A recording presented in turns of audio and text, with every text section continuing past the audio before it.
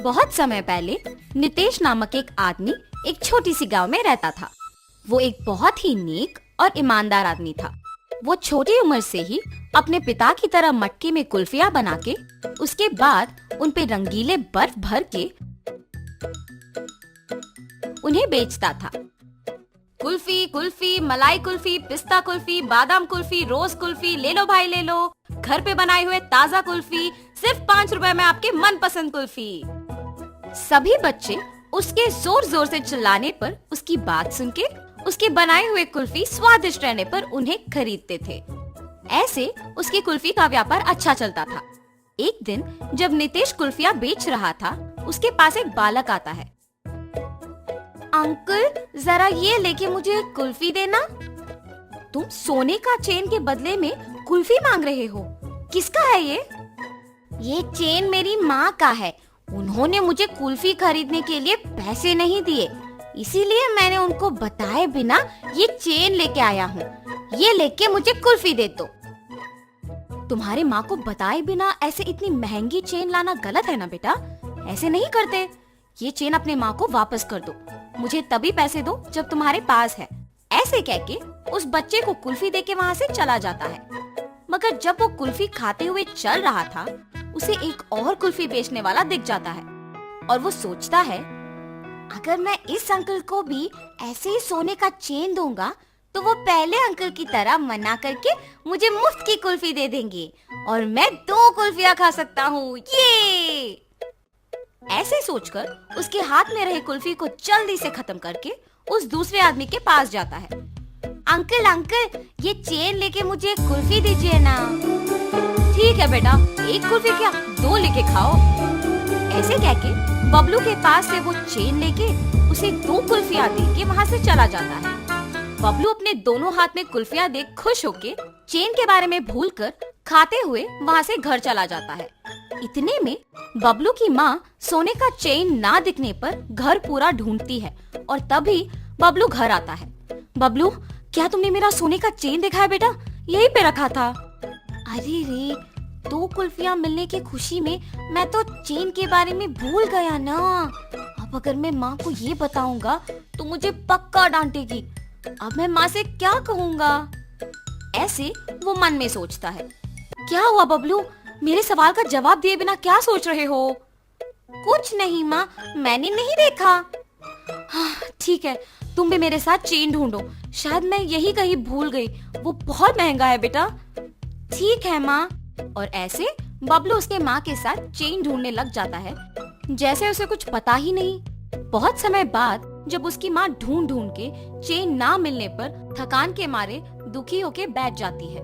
बबलू उसके माँ को दुखी देख सोचता है, उस चेन के खो जाने पर ही माँ दुखी है। मैं माँ को दुखी नहीं देख सकता। चाहे कुछ भी हो जाए, मैं माँ को सच बता दूंगा। ऐसे अपने माँ के पास जाता है और कहता है, माँ, आपके डांटने के डर से मैं सच नहीं बता पाया। मैं कुछ नहीं कहूँगी बेटा, सच क्या है? माँ, आपने कुल्फी खरीदने के लिए पैसे नहीं दिए ना, तो मैंने आपके सोने के चेन लेके कुल्फी वाले को देकर उससे कुल्फी लिया। 5 रुपए की कुल्फी के बदले में तुमने इतना महंगा चेन दे दिया। ऐसे करना गलत है बबलू, ऐसे फिर कभी मत करना। उस कुल्फी वाले को पहचान सकोगे? हाँ माँ, पहचान पाऊंगा। उसके ऐसे कहने पर बबलू की माँ अगले दिन कुल्फी बेचने वालों का इंतजार करती है। ऐसे दोपहर के समय में नितेश जब उस तरफ आता है तो बबलू की माँ उसके पास जाके कहती है, क्या तुम कल भी यहाँ आके कुल्फी बेचे? जी हाँ। आप ऐसे क्यों पूछ रहे हो? बच्चा अगर भोलेपन में आके तुम्हें एक महंगी चेन के बदले में कुल्फी मांगेगा तो ले लोगे क्या? हाँ, ये आप क्या कह रहे हो? मुझे कुछ नहीं समझ आ रहा। तुम कुछ मत कहो, मेरी ही बेटी की गलती है, इसीलिए मैं कुछ नहीं कह रही हूँ। बस मुझे मेरा चेन दे दो और मैं चली जाऊंगी। मैडम, मैंने वो चेन नहीं लिया। मैंने उस बच्चे को कहा भी कि वो चेन उसके घर में वापस लौटा दे, उसने आपको आके नहीं दिया। चेन देना ना पड़े इसलिए झूठ बोल रहे हो तुम? नहीं नहीं, मैं सच कह रहा हूँ। आप अपने बेटे को बुला के पूछिए तो सही। बबलू, बबलू। हाँ माँ। बबलू, क्या यही वो आदमी है जिसको तुमने मेरा सोने का चेन दिया? नहीं माँ, और ऐसे वो अपने माँ को नितेश के साथ जो भी हुआ समझाता है।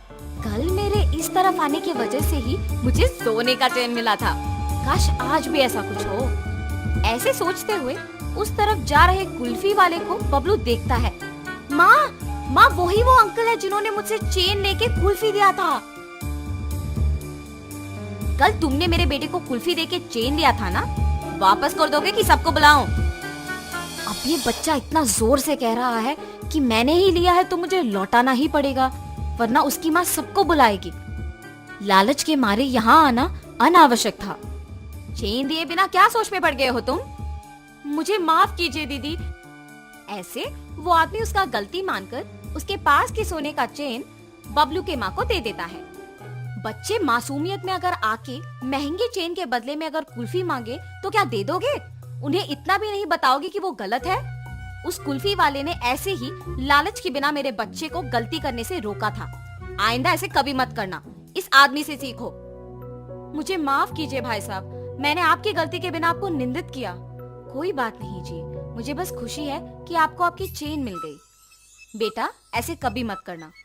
मैंने सोचा कि वो अंकल भी आपकी ही तरह चेन लौटा देंगे। सब लोग एक जैसे नहीं होते बेटा, अच्छे लोग और बुरे लोग होते हैं। इसीलिए घर में अपने माँ बाप को बताए बिना कुछ नहीं करना चाहिए। आगे से ऐसे नहीं करूँगा अंकल।